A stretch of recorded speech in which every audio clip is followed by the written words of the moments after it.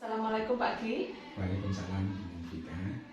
Sebelumnya saya ucapkan terima kasih atas waktu penjenengan karena di sini saya sebagai mengikuti program calon guru penggerak angkatan 8 dan saya mendapatkan tugas untuk wawancara kepala sekolah tentang itu Pak, tentang pengambilan keputusan berbasis nilai kebajikan sebagai pemimpin.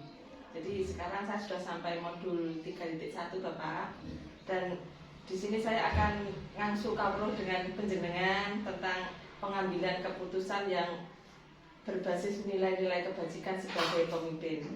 Pak Ki, tentu sebagai pemimpin penjenengan sudah sudah berpengalaman dan banyak sekali tentu keputusan-keputusan yang menjadi dilema bagi penjenengan. Nah, untuk mungkin pertanyaan pertama, bagaimana Pak Gi mengidentifikasi kasus-kasus yang merupakan dilema etika atau bujukan moral? Ya, sebelum saya jawab, selamat Bu Vika dalam melaksanakan tugas-tugas sebagai pada proses pendidikan calon guru penggerak. Seperti yang dulu saya janjikan ketika saya mensupport panjenengan untuk ikut dalam program guru penggerak, insya Allah saya akan support, saya akan bantu apapun yang bisa saya berikan, ya, termasuk kegiatan wawancara pada hari ini, ya. Mohon diulangi pertanyaan yang untuk sebagai kepala sekolah tentu banyak sekali keputusan yang menjadi dilema. Ya. Nah, bagaimana penjenengan mengidentifikasi kasus-kasus yang merupakan dilema etika atau bujukan moral? Ya. Seperti itu Pak. Ya, memang kita sebagai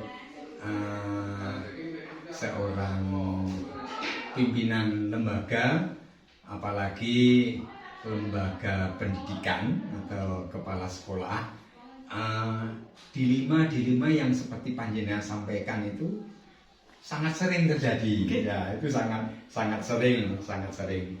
Namun ada beberapa hal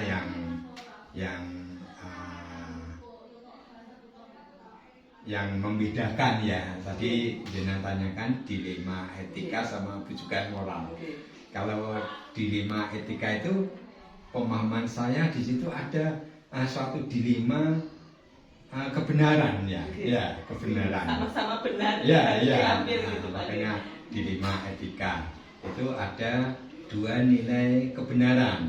Yang satu mungkin benar secara hitam di atas putih berdasarkan tata tertib atau aturan role game lah. Terus yang kedua mungkin atas dasar kebenaran berdasarkan rasa kemanusiaan atau hati nurani. Nah, gitu ya. Nah, itu pemahaman saya. Kalau bujukan moral itu lebih mudah membedakan, itu black and white gitu, ya. Yang satu adalah ya kebenaran berdasarkan hati nurani maupun tata aturan sejalan. Yang satunya jelas black. Nah, itu biasanya atas dasar seperti keinginan yang tidak bisa dipertanggungjawabkan atau nafsu gitulah. Nah, itu lebih mudah membedakan. Gitu mungkin yang terima kasih Pak Gi. Nah, untuk pertanyaan kedua, bagaimana Bapak menjalankan dalam pengambilan keputusan tadi, terutama untuk kasus-kasus di mana ada dua kepentingan yang sama-sama benar dan sama-sama mengandung nilai kebajikan. Dan jadi di sini ada dua kepentingan yang sama-sama benar. Yang dilema etika, dilema etika. Bagaimana penjenengan dalam menyikapi hal tersebut? Saya di dalam memutuskan segala sesuatu, pertama kali itu saya lihat dari sisi aturan mainnya. Nah, dari sisi aturan mainnya, saya banyak pengalaman berorganisasi. Apapun kebijakan atau keputusan yang saya ambil, pertama mengacu pada aturan main. Nah,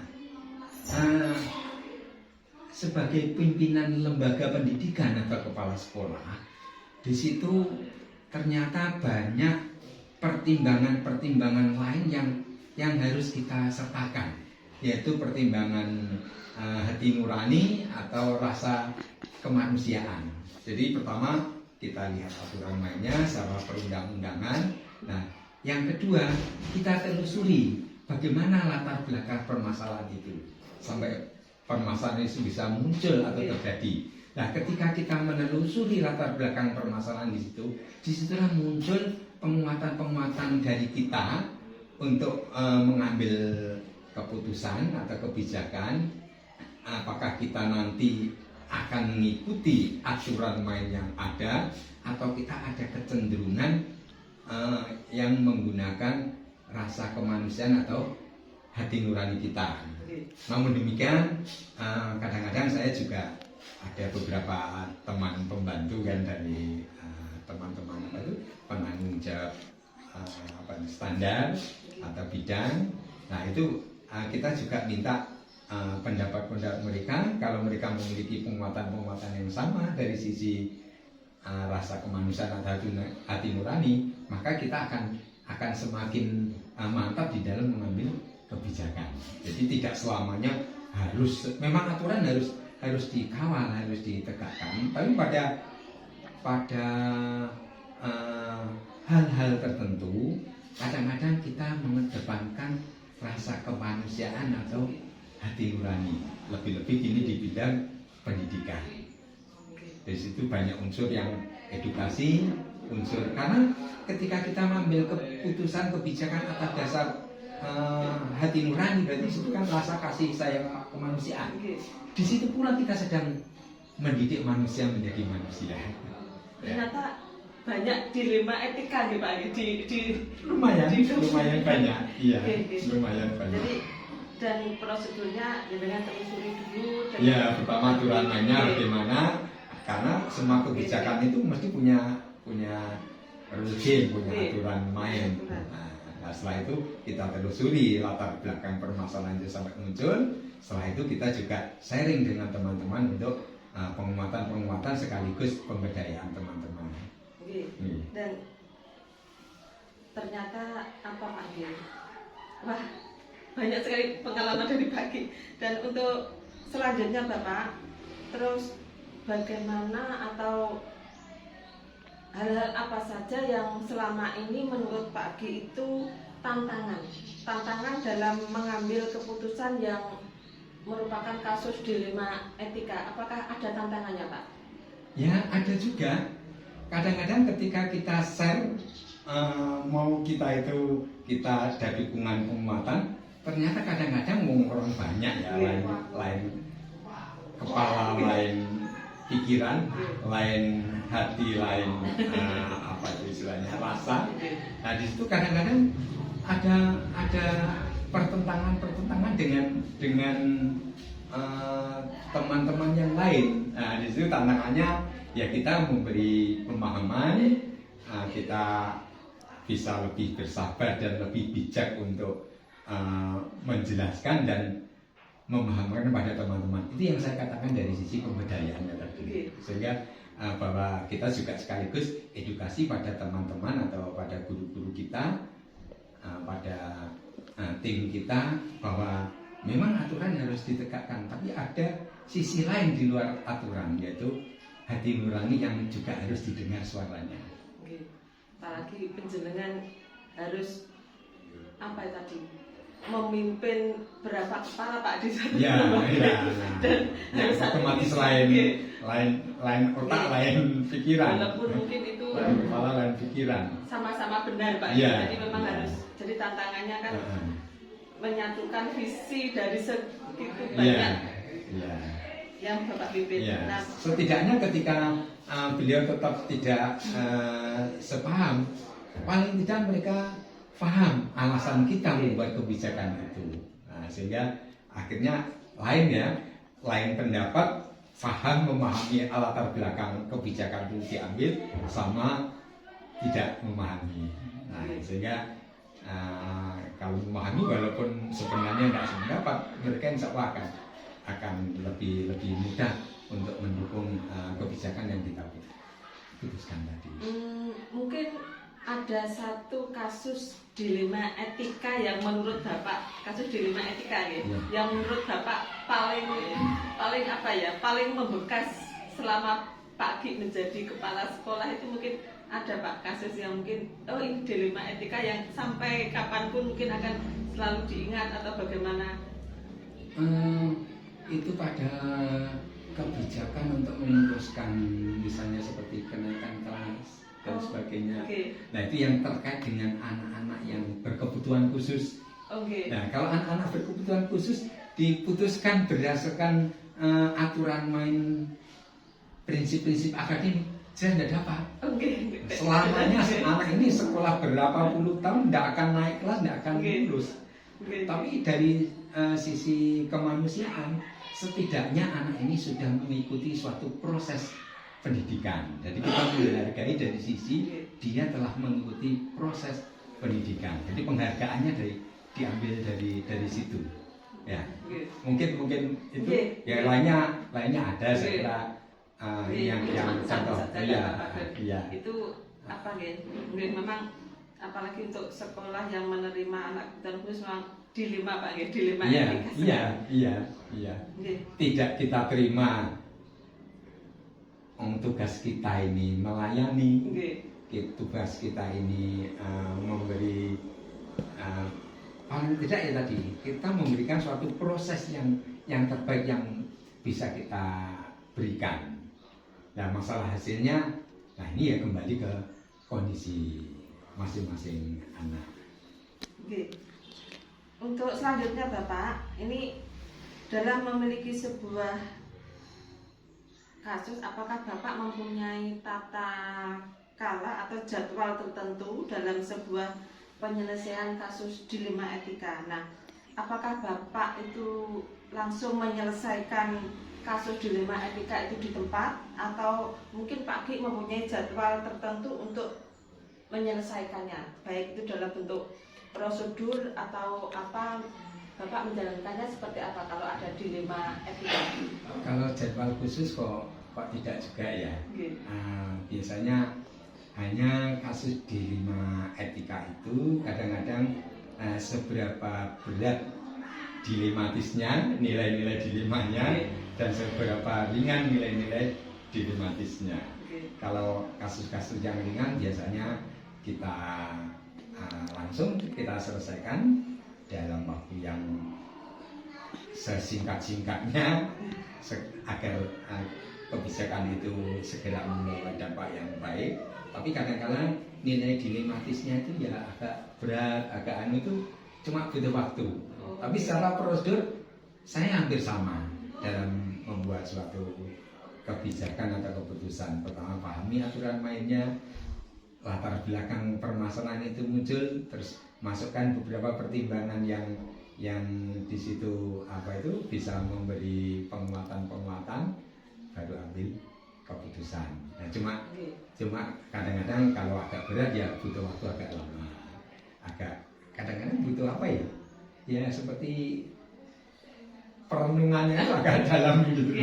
Berarti nggak ada jadwal khusus Pak kalau ada dilema? Tidak budget masalah khusus. Kadang-kadang malah tidak jalan, nanti sudah dijadwalkan, jadi kita mengalir aja secara alamiah. Karena dilema etika itu kan juga di situ terkait naluri kita juga. Ya. Jadi seberapa kuat naluri kita memahami permasalahan tadi. Terus selanjutnya Bapak, apakah adakah seseorang atau faktor-faktor apa yang selama ini mempermudah atau membantu Bapak dalam pengambilan keputusan dalam kasus dilema etika? Ya biasanya teman-teman yang membantu kita di sekolah. Seperti kalau kasusnya terkait dengan konseling, biasanya saya konsultasi sama Bu Vika juga itu ya seperti itu. Contohnya seperti itu. Itu kan dalam rangka saya mendapatkan masukan-masukan untuk penguatan dalam rangka mengambil keputusan. Jadi pasti itu kita butuhkan dukungan orang lain, sesuai dengan bidangnya terutama. Nah, ini pertanyaan terakhir Bapak. Iya.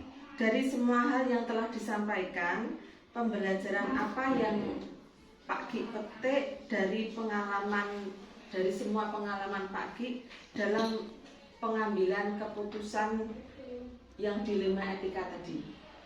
Hal-hal yang atau pembelajaran yang dapat Pak Ki petik dalam pengambilan keputusan dalam dilema etika? Dalam 1-2 kata, kita ini manusia, jadi harus memanusiakan manusia, memperlakukan manusia sebagaimana manusia. Nah, ciri khas utama manusia itu kan punya hati nurani.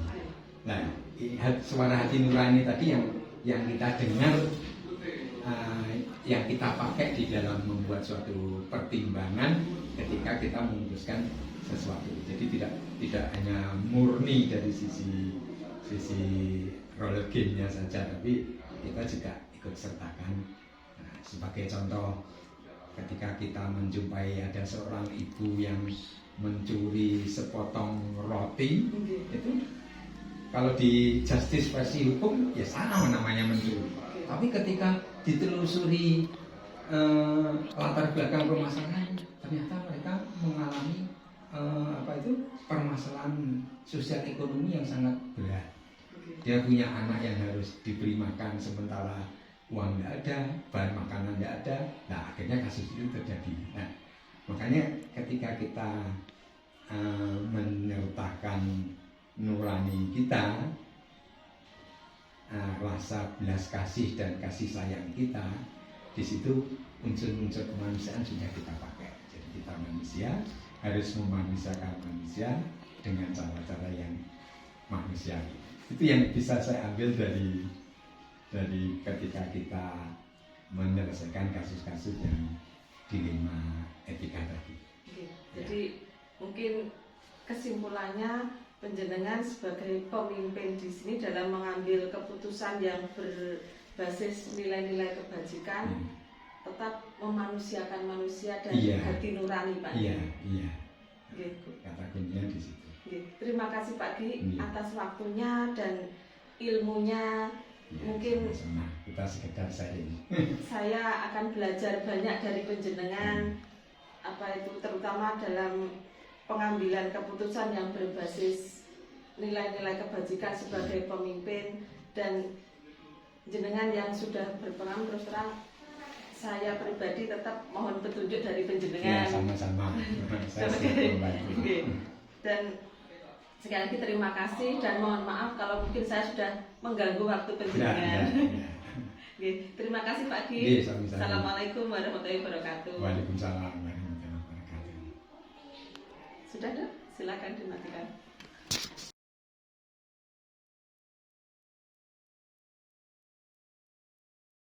Assalamualaikum Pak Koyit. Waalaikumsalam.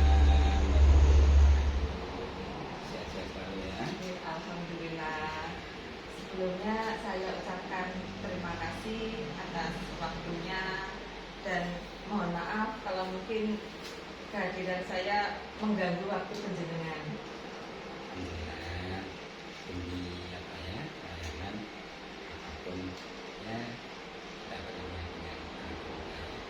Terima kasih Bapak. Pak Kodir, sebelumnya saya perkenalkan bahwa saya sedang mengikuti program pendidikan guru penggerak angkatan 8 dan saya sudah sampai di modul 3.1. Di sini saya mendapatkan tugas wawancara dengan kepala sekolah terkait dengan praktek pengambilan keputusan berbasis nilai-nilai kebajikan sebagai pemimpin. Jadi nanti di sini mungkin saya istilahnya ngangsu kawruh ke penjenengan dan mohon bimbingannya.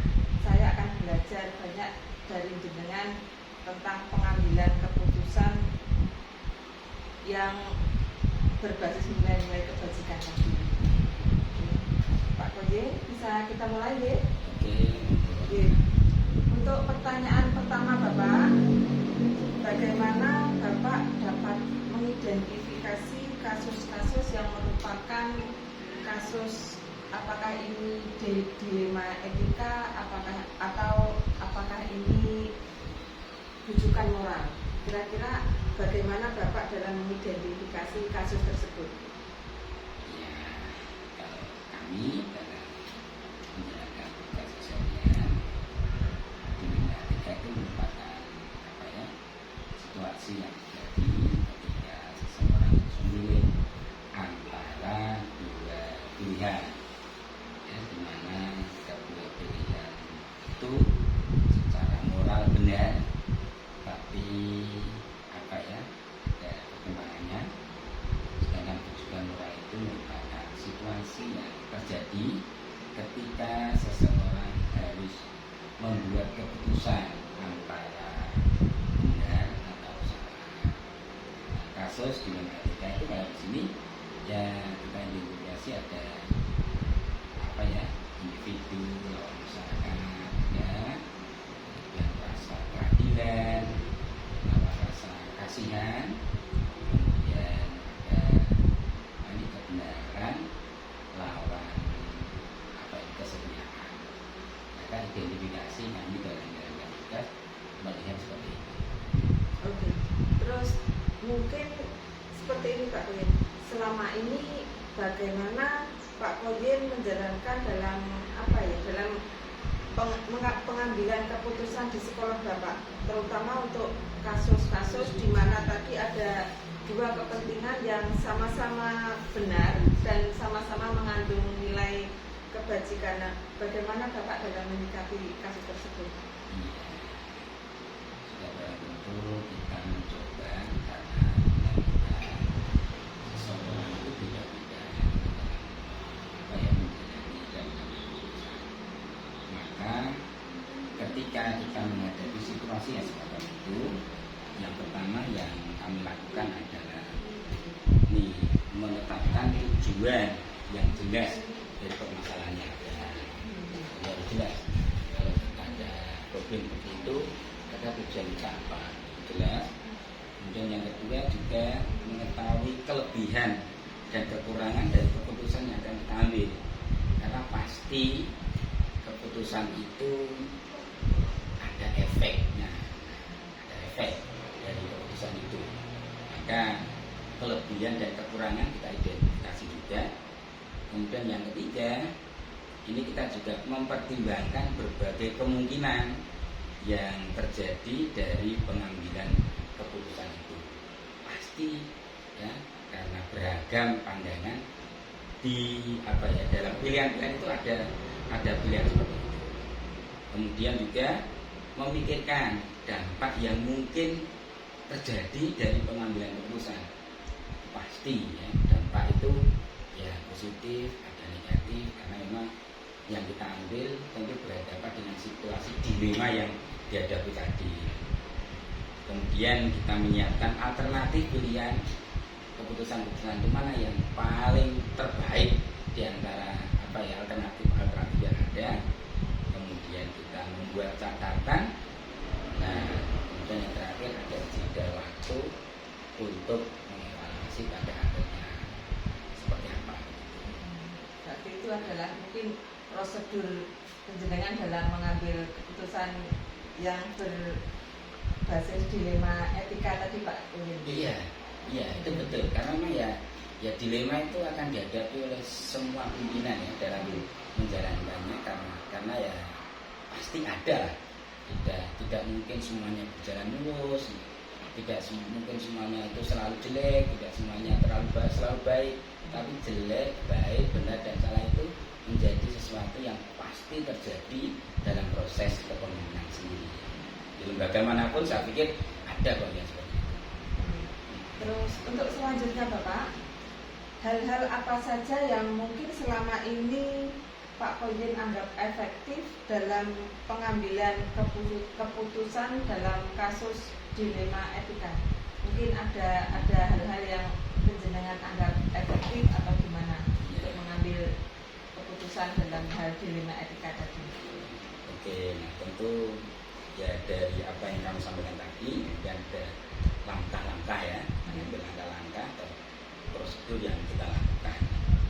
Yang pertama, tentu kita mengenali nilai-nilai yang saling bertentangan. Ya, apa itu? Memang etika ya, etika. Kemudian yang kedua, kita coba untuk menentukan siapa yang terlihat dalam situasi ini. Pak. Dan berikutnya juga mengumpulkan fakta-fakta yang relevan dengan situasi terkini, ada juga. Kemudian pengujian benar atau salah ya, dari apa yang terjadi itu.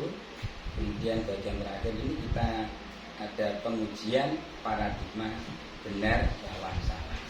Tentu itu satu pilihan-pilihan yang bisa kita ambil karena memang pada prinsipnya lembaga itu ingin memberikan layanan terbaik pada masyarakat, spesifik pada anak. Apapun kita menganggap anak itu adalah semuanya punya potensi, semuanya punya kemampuan, tidak ada yang terlalu pandai, tidak ada yang kita anggap bodoh, tapi kita ingin mengembangkan apa yang potensi yang ada pada anak itu. Adapun kita temukan dilema-dilema itu, itulah yang menjadi sesuatu yang harus kita lakukan untuk melayani anak sesuai dengan kemampuannya apa yang dimiliki atau dia yang dimiliki itu. Kira-kira begitu ya. Oke. Terus begini Bapak, apakah selama ini dalam pengambilan keputusan adakah tantangan-tantangan dalam pengambilan keputusan dalam kasus dilema etika? Jadi dalam mengambil keputusan itu kan banyak sekali tantangannya ya Bapak. Nah, menurut panjenengan tantangannya yang seperti apa? Pasti dalam hidup itu tidak ada yang mulus ya. Jadi kembali pasti yang kita putuskan tidak bisa memberikan kepuasan pada semuanya. Artinya tantangan itu pasti ada di dalamnya. Karena itu hal efektif dalam pengambilan keputusan pada kasus dilema etika yang terjadi di sini, yang pertama adalah mengambil sikap etis yang didasari pengetahuan dan pemahaman yang benar serta jujur pada diri sendiri. Ini kata kunci ya, yang benar, kemudian jujur, tidak ada yang ditutupi karena semata-mata adalah untuk memberikan mengeluarkan problem yang terjadi pada anak kita. Kemudian yang kedua, pertimbangannya bukan karena boleh atau tidak, bukan pertimbangan boleh atau tidak, tapi pantas apa tidak, etis apa tidak atau tidak. Bisa saja barangkali itu tidak benar, tapi dalam kondisi tertentu ya mungkin bisa kita ambil demi anak kita juga. Kira-kira begitu. Jadi intinya seperti itu Bapak. Terus ini untuk pertanyaan selanjutnya Bapak, apakah Bapak memiliki sebuah jadwal tertentu dalam menyelesaikan sebuah kasus dilema etika, ataukah Bapak mempunyai jadwal tertentu, ataukah Bapak biasanya langsung menyelesaikan di tempat, atau bagaimana bentuk penyelesaian yang Pak Konjen lakukan? Apakah ada jadwal tertentu, apakah langsung di tempat, dan bentuk atau prosedur seperti apa yang mungkin Pak Konjen lakukan dalam penyelesaian masalah tadi? Ya, tentulah ya. Setelah ada identifikasi problem, catatan-catatan pada kasus yang sudah pernah saya tangani, rinciannya pada dulu katakan ada BP, BK, problem yang sudah pernah diidentifikasi kasusnya dari sana ya. Kemudian ada jadwal pada saat briefing sewaktu-waktu ketika ada kasus. Nah, kasus itu ya saya pikir di mana-mana terjadi ya. Ketika saya mengikuti apa yang di itu, tentu ada respon situasional. Baik respon situasional terjadi di luar atau di dalam.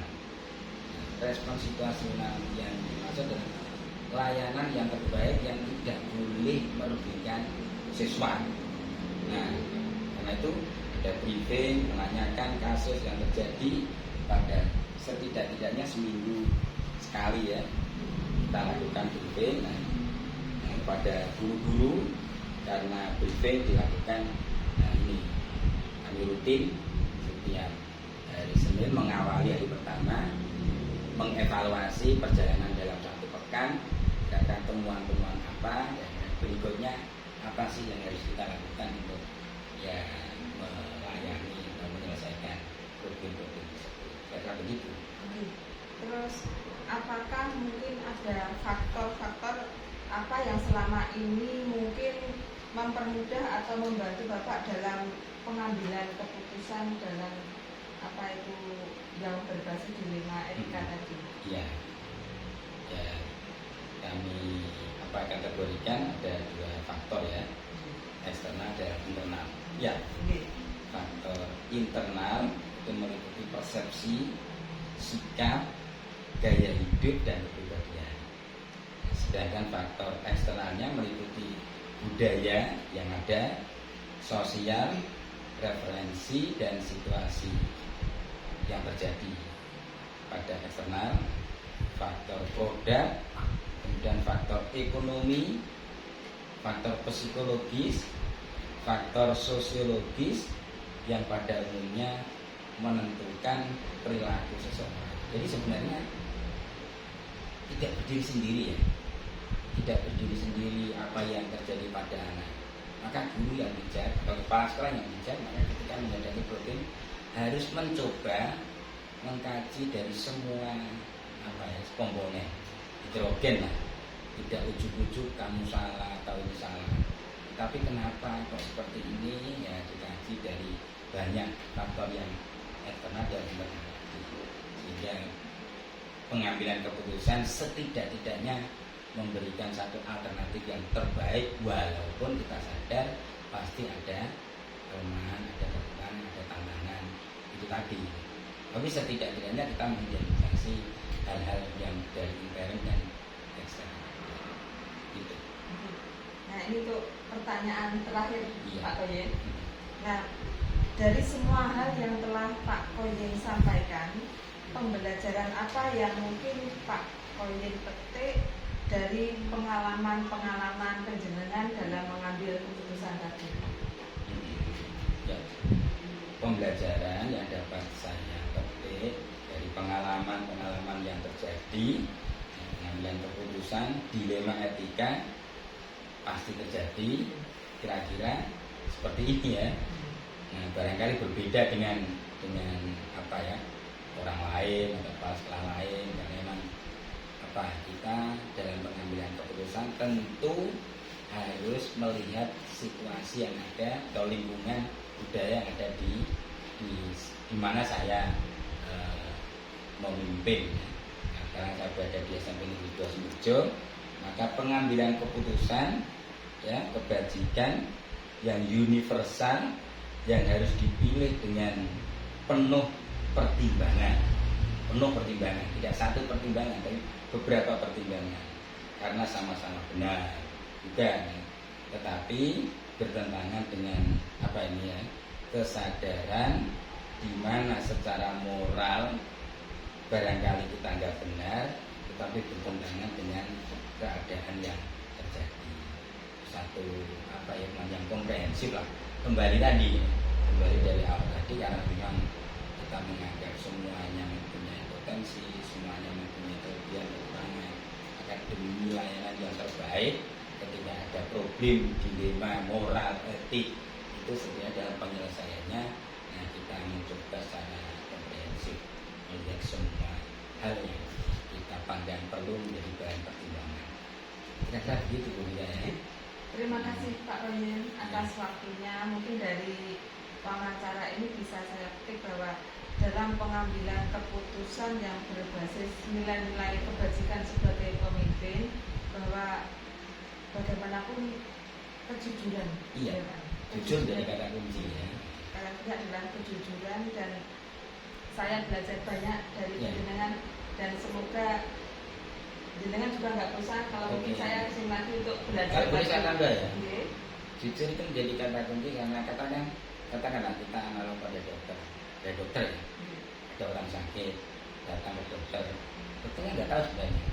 Maka pengakuan secara jujur dari pasien itu itu menjadi kata kunci obat yang tepat untuk diberikan kepadanya agar dia yang dihadapi mendapatkan obat yang tepat.